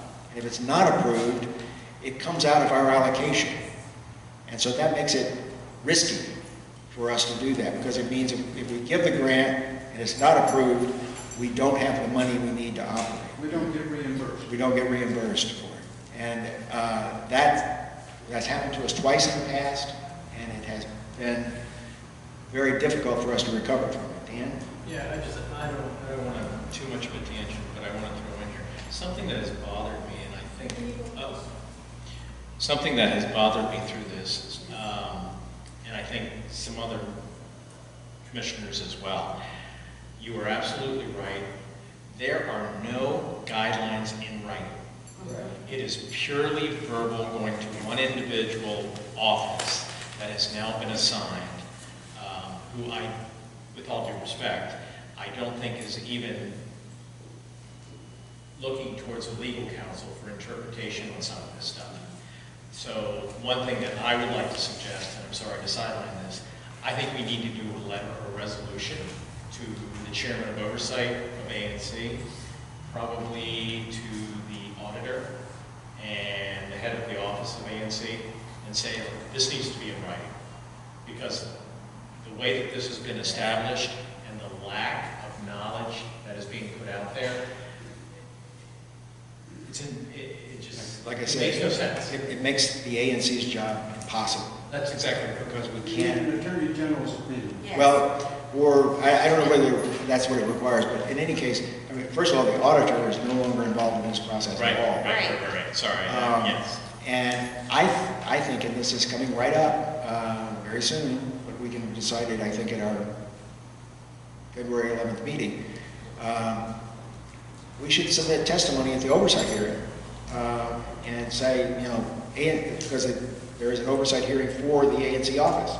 And we should say exactly what you said, Dan, I think. And want to draft it? We can all work together because I agree and support. Well, yeah, we should definitely do that. Yes, because I think it is inherently unfair to the ANC that we have these funds, general funds that are supposed to benefit our community. However, the statute seems to be fairly broad and open to interpretation, and as Dan stated, which I support, there is one individual in the ANC office which is giving his individual opinion. So I think, right, the decider, but I think we need an official legal interpretation from the city of these new guidelines, which do not give the ANC's guidance on this. I think it's unfair because one could question benefit to community as a whole, that can be subjective. We do not have any objective measures to determine that. And I, for one, would like to be able to see that and to operate and to support. These are three great organizations in our community. And I think it's unfortunate that, for lack of a better word, we don't have any guidance on what we can support. Because I personally see all three as a benefit to the community. And I think, we all do, and I really want to support them. So how can we best move forward to support them and to ensure that we're not penalized as we've been in the past? Well, let me just go through what's happened since then with regard to particularly the chart application and Wilson crew. Both of them have submitted revised applications and have made some efforts to describe the public purpose. The chart group, in an email or a letter that they sent on December 10th, said that they emphasized that their mission statement is clear, that our purpose is to serve the community through the visual arts. On January 11th, they submitted this revised application. They've now reduced their request to $950 from the $1,200 that they'd had before. And all of it will be used to develop their website. And they've suggested that communications seem to be the biggest need for any new organization, and they're proposing to publicize classes, lectures, directions, projects for the neighborhood, as well as for members of their group. They've emphasized that young street artists are included in their group, as well as the art community from Ingleside. We're involved with CHART. They're now meeting every second Monday at the community center. Meetings are open to the public.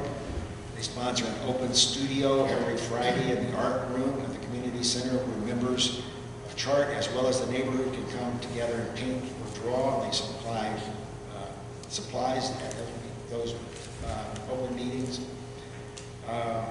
They said that community art organizations like this would be valuable in other neighborhoods.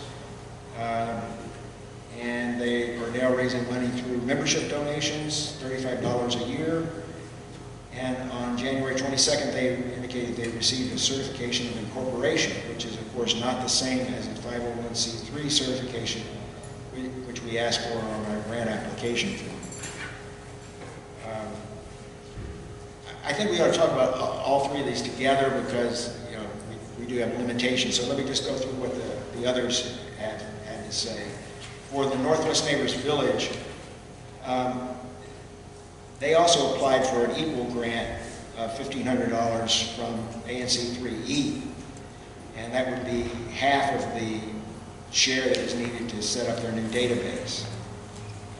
And they got that grant and got the check, and again, under ANC grant rules, you have to spend that within a certain specified time. 60 days. 60 days. Well, their 60 days was going to be up, and so they had put a down payment on the purchase of this software. They have another payment that's due at the end of the month. All right, I guess, yeah, at the end of the month. And so they are in the position now, they've gone ahead and ordered it, and they have paid half of it and are hoping that they'll get the other half from us. Now, some have raised the question about the grant that they got from the Ingleside Task Force, which was a part of as a result of the memorandum of understanding that we have with Ingleside. And that was $10,000 and greatly appreciated. They were very thankful for that. They said it's been used now for membership purposes to increase their volunteer pool and to provide enhanced volunteer training. They've already used that money essentially. Okay, then with respect to the Wilson crew, we got a revised application on January 4th, and then we received another revised application yesterday, I guess. Becky, is that right? And Becky, you know more about this than I do. You want to describe the revised application for the crew? Yes, because we didn't have on our website public benefit thing. So the public benefit is to, they were trying to describe that the crew member is the only public school crew in the district. They represent the district on the national level, and it's open to anybody, so it includes anybody who wants to join from around the district. The public benefit is that they're learning skills for team building, being leadership, everything else. So when they grow up, they can then transfer those skills into civic positions. Like Siku Vito was one of the crew members from Wilson. They had the first African-American male two-cox crew that went to the Olympics. And so it's, you know, they're a good representation of the District of Columbia, and roughly a third of the members come from our ANC that feed into what we consider our neighborhood high school, which is Wilson. Because you move here, so you go to, Lafayette, Deal, and then Wilson. But I think it also makes them well-rounded. It teaches the kids they have to be leadership, they have to step up. They also are starting a community service program. So one of the options is if we would give them a donation in exchange for so many hours of community service, the crew team could then come and clean up like Connecticut Avenue or the Circle, or do something that the ANC designates for them to do. Instead of just giving them money, they will give us community service hours. That's not in the grant, but it could be added.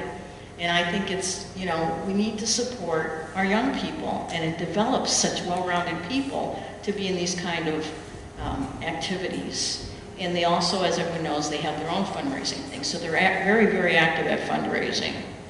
And I don't know. Well, I would also add, they did note that this program is open to all youth in the community, and they actually have a Learn to Row program for all youth in our community to benefit them, as well as the fitness program. And so it's not necessarily limited to just the Deal or Wilson students, but to all of our community students. Correct. I think just to clarify what I think Gottlieb's concern was, even then, you're talking about 30 students or something like that. Oh, well, he can't quantify that because at that point, they're all in our community, and that's an individual, and that's subject to interpretation. So that's where I would disagree with Right, that. plus if you count the parents from the booster club and stuff, there are residents, right? Because most of the parents, every crew member has parents, so it ups that number. And I think we just really need to support our youth. We don't really have a lot of things to support, and as far as I know, and I've asked this question and nobody answers it, Gottlieb hasn't answered it or anything else, there's no other way for them to get funding other than their own fundraising. And I think that's a shame, since they're the only public school that represents the district in a sport like crew. Let me just say one thing. I read the latest RFP from Wilson, and I think Wilson's a great organization. When you read it, you really want to support them, but in chart, it sounds like it's coming along also, but the problem is we can't support it unless we know we're not going to get nailed for being out of line. So until we get a positive ruling from the ANC officer from the city, I don't think we can support it. It's just too risky. Now, let me just say one other thing. Gottlieb Simon has an assistant who is an attorney, so it's not just him giving an opinion. Very intelligent woman who used to work, I think, in BZA. So it's a pretty sharp group. But We're also pretty sharp, and both government disagree. yeah, but that's not the issue. The issue is we can't give the money unless we know it's legal. Right, but at this point, we don't know that it's illegal also. And I just wanted to add, I called Gottlieb to get some guidance on this, Right. because sometimes it's just a matter of terminology, even though you're saying the same thing. Right. And I really get anything since the modifications. He gave me some examples of pre-modification, and I think that's really kind of poor that you leave your ANC hanging like that. Can I just make sure I understand? So if we were to approve a grant right now, we would write a check from our current funds, they would cash that check, and then at the next allotment, if it was deemed that was not an appropriate use of funds, that allotment would be diminished by whatever we wrote a check for. And that has happened.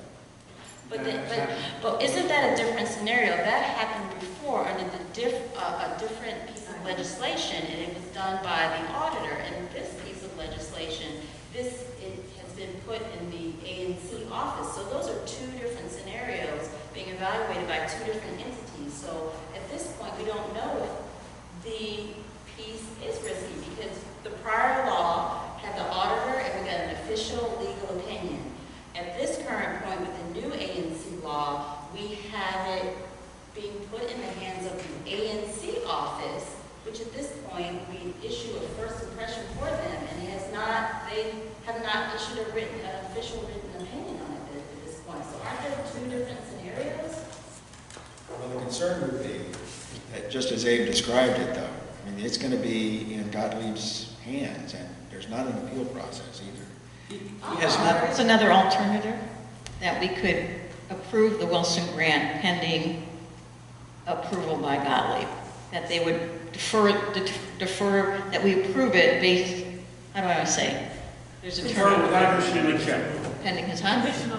Conditional, that's it, conditional on his approval. That we could, you know, say yes, if he approves it, then we will give it to the Wilson crew. Has Gottlieb seen the revised applications and the letters that went along with it? No. I mean, some of them came in yesterday. So. Okay. No, he hasn't.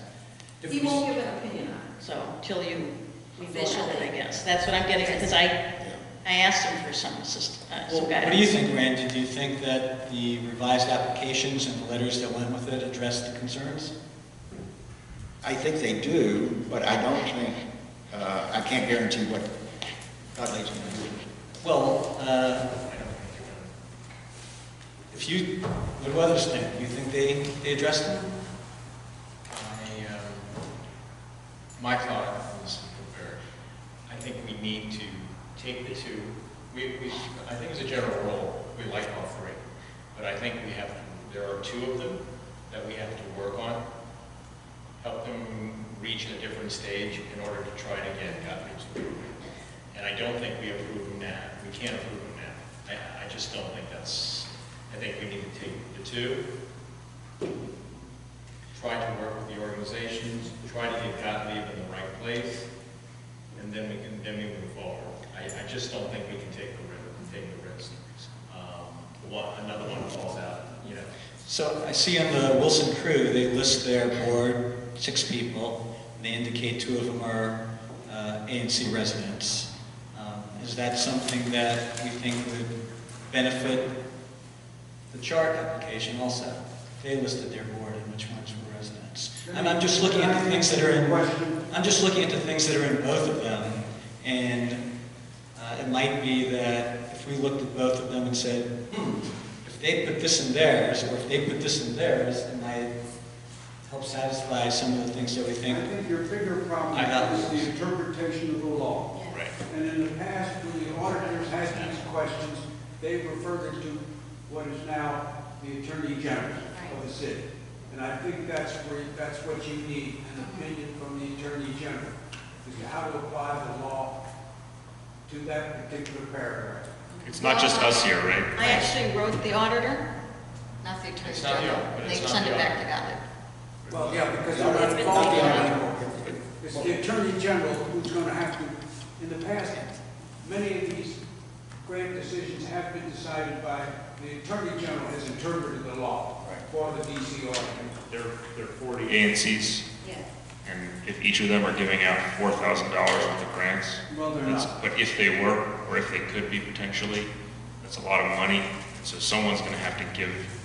It's not just Gottlieb. Right. We need a more. It can't just be Gottlieb's. There have to be guidelines. We have to have some kind, and the city's going to want to do that. They're not going to want to have all that money just potentially changing hands. The Because Forest Hills Van Ness ANC just gave out a $20,000 grant. right, maybe it's so. I mean, we're talking about potentially $250,000. It's a lot of money, and so maybe we.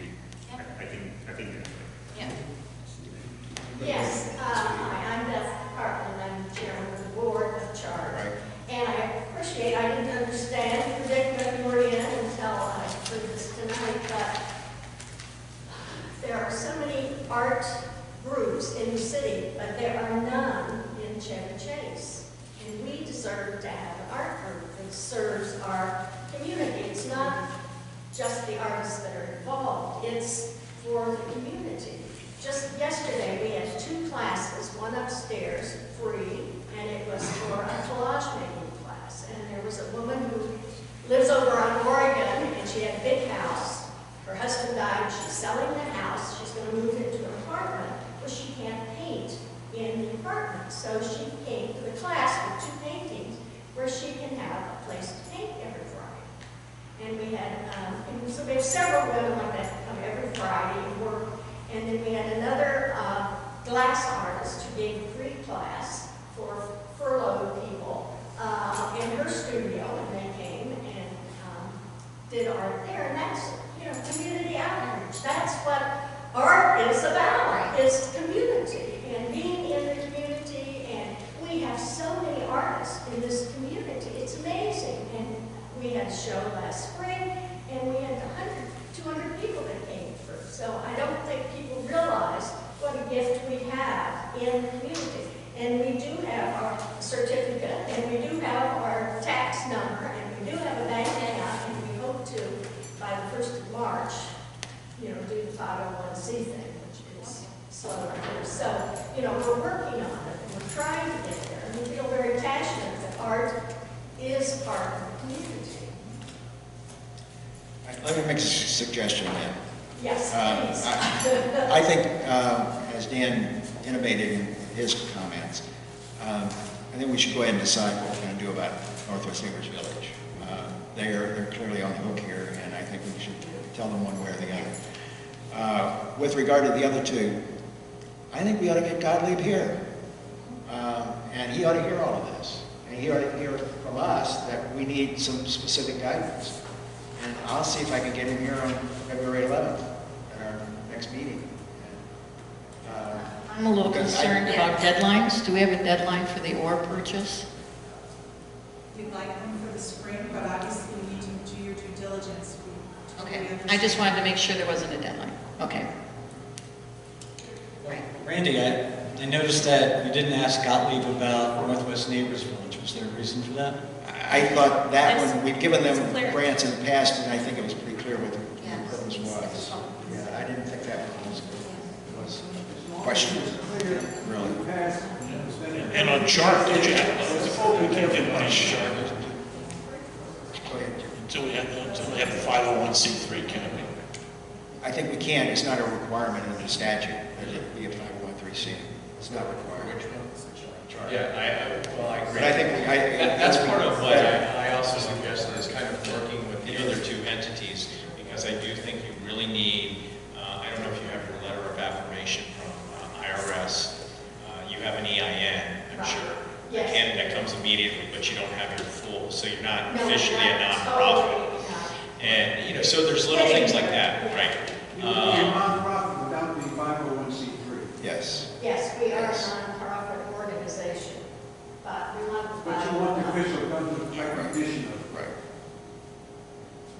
So let me just cut to the chase here. I'll make a motion that we approve the $1,500 request from Northwest Neighbors Village. And let's just take that one first. I just have a question. Okay. Since they already paid for this, it's a technical question. With these new guidelines, since they already got the service, they paid the first installment. Did I miss it? He clarified. Okay. I missed it clarified. Yeah. We haven't installed it yet. They won't give us the rest of the Right. system until we pay for it all. Right. We put a down payment, we have a deadline. We've got people lined up training for which we are going to pay, and we're going to have to pay, additional money for the use of this service in the coming years. And There was just a technical procedure kind of thing that a couple of us were like, because basically, if you have already performed the work or begun the work, no, that's what I'm saying. Yeah. If that is, then We can't get a grant. can't get a grant. So that was part of. This is really identical, I think, to the situation we had with the Chevy Chase Circle, Friends of Chevy Chase Circle, and the tulips. They'd ordered the tulips, but they hadn't paid for them yet. So it's exactly. We paid for half. And we did clear that with Gottlieb, and he said that was fine. So I think that one is okay. All right, with that clarification, is there a second to my motion? All those in favor? 7-0, okay. All right, with regard to the other two, I hate to keep postponing this, but I do think, I think, let's do this. I will make a motion for a resolution that we will approve these requests if we get assurances from the ANC office that they will be approved. I'd like to take Dan up on a suggestion on that we work with the verbiage on the grants to make it Yes. clear. Yeah. But let's plan that for our next meeting. So that but I want to be able to represent to Gottlieb. We're going forward with these two resolutions, these two grants, if you will approve them, but we want to know for sure, one way or the other, whether you're going to approve them. If you're not going to, we won't. So what if you get a written statement from him before our next meeting? Then we can go forward. Okay. So the recommendation to work with them on the wording should happen before you send him. Yes, yes. So if we could get that done in the next week, by the end of this week would be great. Then I can get that to Gottlieb and we can get a definitive answer from him. Does that fall within the budget now? Yes, it will fall within the budget. And again, I'm looking like the bad guy, and I don't want to be the bad guy, but I am still a little confused about what CHART actually is doing.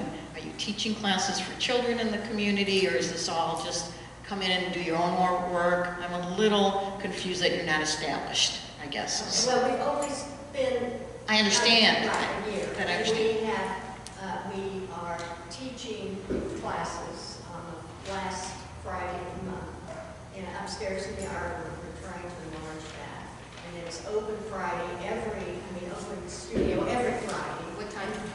9 to 1, 9:30 to 1. So the children are left out of that because they're in school? No, that's not for the children. That would be for, everybody, adults who want to come and do what they want to do upstairs. And then we have a model that can come, and the last Friday of the month we'll be teaching class there.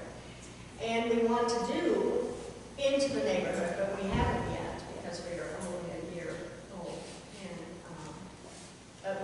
but all our meetings are open. We have workshops, like one Friday afternoon, and then we put it on the listserv. And we're open if people have ideas that want to teach after-school programs or whatever. We're happy to do that. I mean, we want to be a part of the community and bring the community in. Now, we don't have a set program for that yet. But you have begun discussions to work with the children and just the community at large in terms of how, I know you started small, you're basically a startup nonprofit. Right, and I've talked to the program committee, Alice Hayes, who's programming for the Northwest Neighbors, and we're going to do a program with the seniors with Northwest Neighbors. She's the program chair. Tentatively in February, but we haven't done anything with children yet, right? But we would like to. And we also are forming groups where people do plein air painting groups that people can come and be led, or, we're open to anything. We want to be accessible and have people grow and know what goes on in the art community in this area. Pop-up shows, and we're open for any and all suggestions. This reminds me too that I got one email this last week or week before emphasizing that it would be important for all of these groups to be more transparent, basically, to announce their meetings, announce their availability, let the community know as broadly as possible. That's why we want a website. So that, I think, should be a hallmark of what we're talking about as well. Did you post notice of these workshops on listserv, for instance? Yes, we did a list, the big listserv and the neighborhood listservs in Northwest. Next door. Right, next door. I mean, and that would also, copies of that documentation would be good to have to support your application as well as for rules improvements in terms of all of your activities.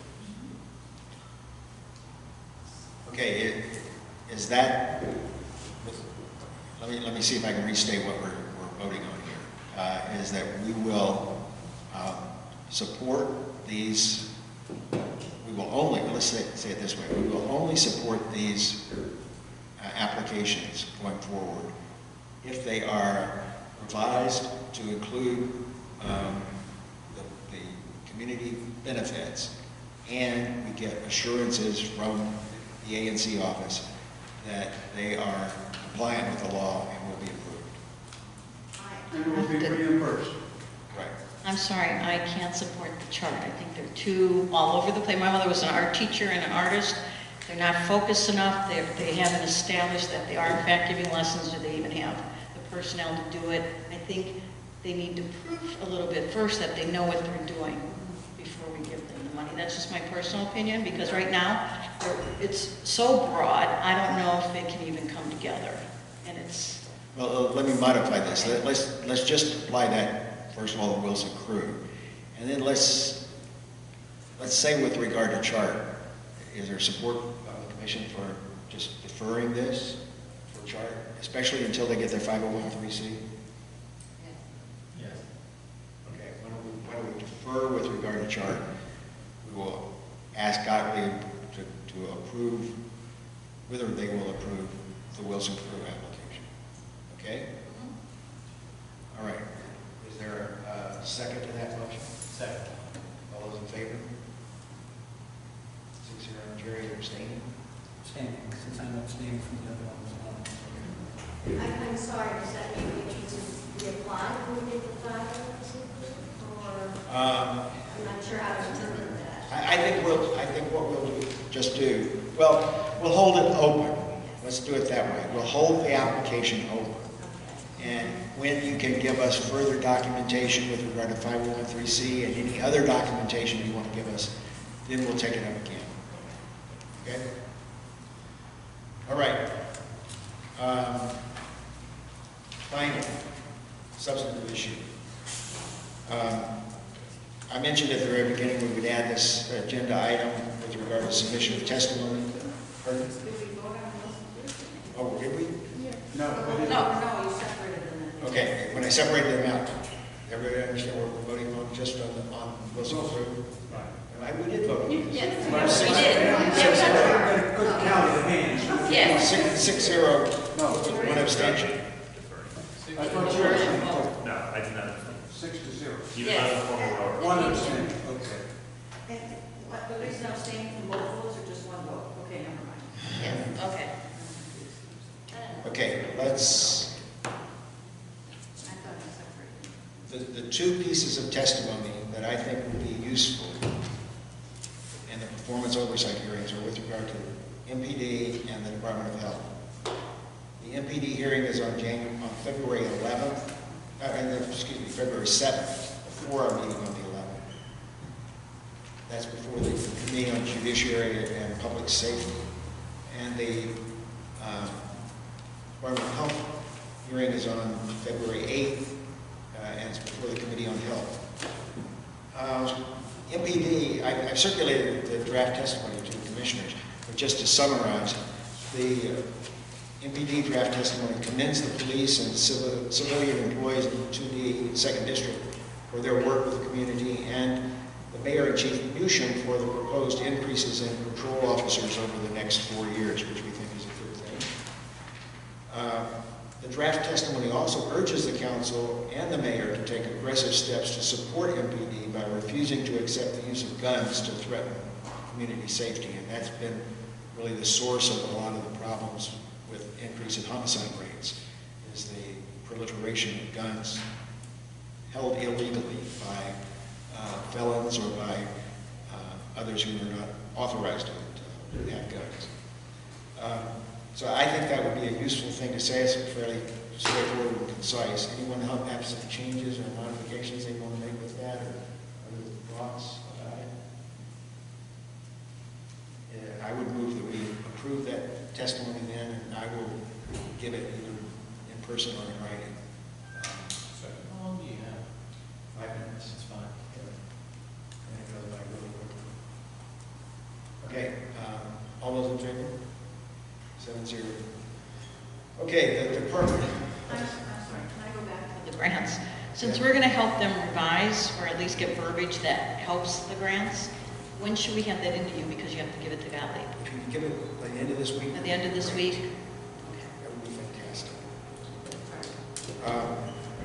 The Department of Health testimony that I've drafted focuses on the regulations for assisted living facilities, and we are the most affected ANC in the city when it comes to assisted living residences. Well, perhaps nursing homes too, but this is just assisted living facilities. But assisted living facilities, we have 5 out of, I think, the 7 or 8 that are in the district. And we also have the largest, the majority of the assisted living residents in the district. And so we really are impacted by this. And we submitted some testimony last year about proposed legislation that would have really put unnecessary and I think harmful regulations on a lot of the assisted living facilities. And it was uniformly opposed by Ingleside or Knollwood, places like that. And not only by the management of those facilities, but by the residents of those facilities. They were the ones who were upset about it. And so we urge the council instead to hold the Department of Health accountable to issue final administrative regulations, which have been in the works for 18 years and hadn't been issued. The Department of Health issued some emergency regulations in late last year, but they still haven't issued final regulations. And so the testimony would emphasize the need for the council to require the Department of Health to issue final regulations, and then, based on those final regulations, to plug any gaps with additional legislation as is necessary. And we suggest 3 areas, which I understand the Committee on Health has already previously talked about and said were identified areas where they could improve the regulations, the administrative regulations, by filling those gaps. So that would be the testimony, very narrow and focused on that one issue that's particularly important, I think, to Knollwood and Ingleside and their residents. So is there a comment or suggestions or changes? No, I support that. It's great. I run this by the people at Knollwood and Ingleside particularly, and both of them thought that this was good. So, okay.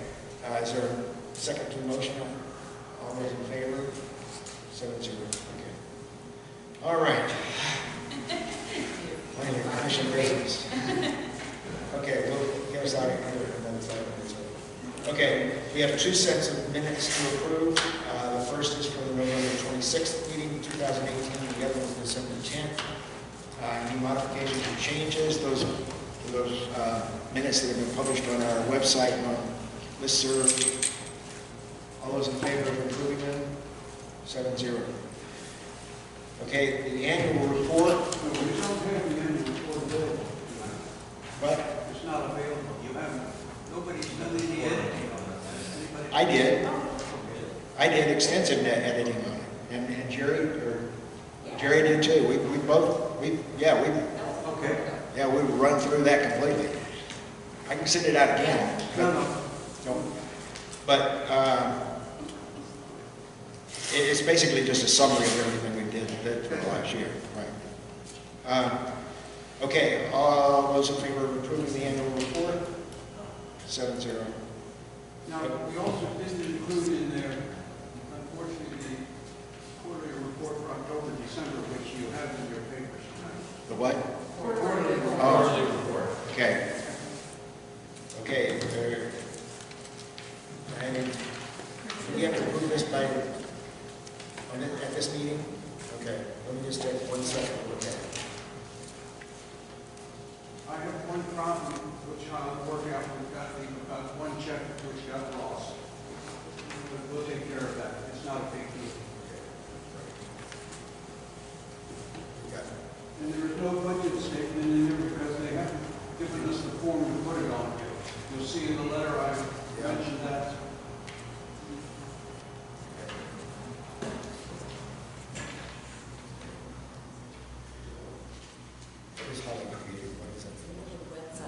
Halloween was the consultant, correct? Yes. They came for the. She's the one that, when our website was down. Yes.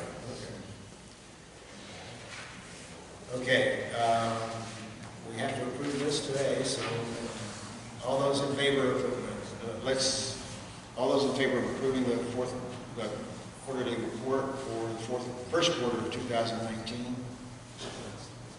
All those in favor? Guys. 7. Okay.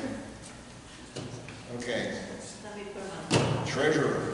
Okay, all We have right. some checks. Today, we were presented with checks from Stephanie. There were 4 different checks. One was for, which we voted on, $25 for the ANC security fund, which goes towards the fees for the treasurer.